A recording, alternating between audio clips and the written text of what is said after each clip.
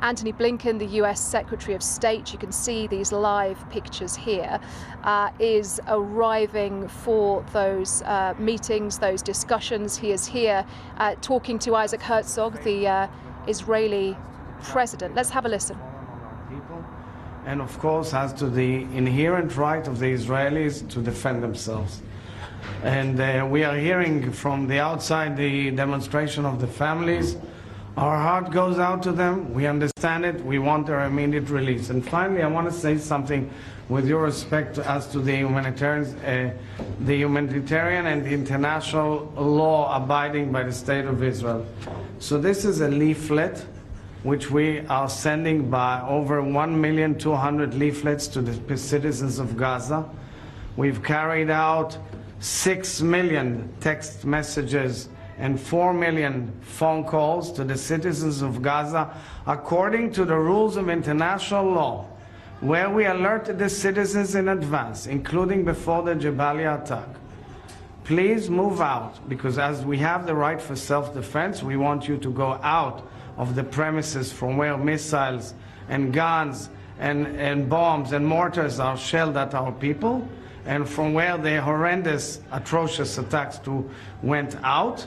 So you move out so we can go in according to international law and defend our people. 6 million text messages and 4 million phone calls and 1.2 million pamphlets and phone calls in addition to all of that speaks for itself as we protect the civilians, moving out to safe zone, giving them the right and necessary humanitarian aid, and enabling ourselves to defend ourselves. Thank you, Mr. Secretary. Well, thank you, Mr. President. And it's always good to be back in Israel. These are difficult days, but we're here as we've been and as we will remain in solidarity with Israel.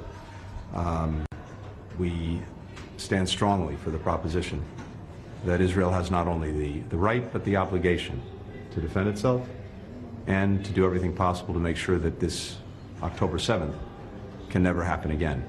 And at the same time, as you've just made clear, how Israel does this matters, and it is very important that when it comes to the protection of civilians who are caught in a crossfire of Hamas's making, that everything be done to protect them and to bring assistance to those who so desperately need it, and who are not in any way responsible for what happened on October 7th. So we're working on all of that together, but we have a shared determination, and that determination will not wane. We also are thinking every single moment of our hostages. So many Israelis, Americans, other nationals, and we are determined to do everything that we can to bring them back safely, to bring them back to be with their families and loved ones. Thank you. Thank you. Let's go. Yeah, sure.